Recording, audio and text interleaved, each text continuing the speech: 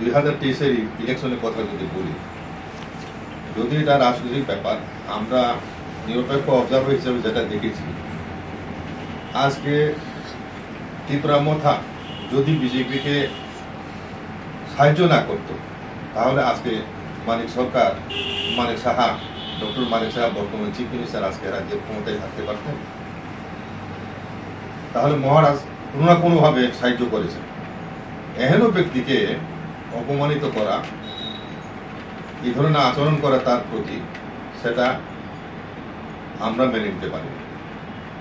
এবং আমি বিশ্বাস করি বিজেপি যারা করছেন, বিজেপিতে এখনো ট্রাইবেলের 7 জন এমএলএ আছে। 20টা সিটের মধ্যে 7টা সিটে বিজেপি প্রার্থীরা জয়লাভ করেছে। বিজেপি প্রার্থী মানে সহযোগী সহ আইপিএফটি একজন আছে। এখন 31 জন বিজেপির এমএলএ আছে, ধনপুরে খালি আছে। এই পরিস্থিতি দাঁড়িয়ে আজকে চিফ মিনিস্টার মুখ থেকে মহারাজের প্রতি এই ধরনের উক্তি, ওনার বিচক্ষণতা, রাজনৈতিক বিচক্ষণতার সম্বন্ধে অনেক কিছু বলে।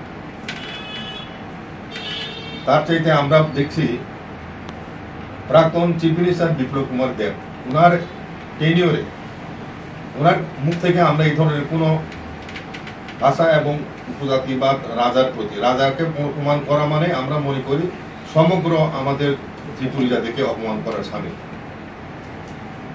কাজে আমরা কাউন্সিল অফ ত্রিপুরা সাফাদার পক্ষ থেকে আমরা মাননীয় চিফ মিনিস্টার ডক্টর মানিক সাহাকে অনুরোধ করছি, উনি যদি সত্যি এই ধরনের বক্তব্য রেখে থাকেন, তাহলে সেটা যেন উনি উইথড্র করেন। এটা আমাদের দাবি। এবং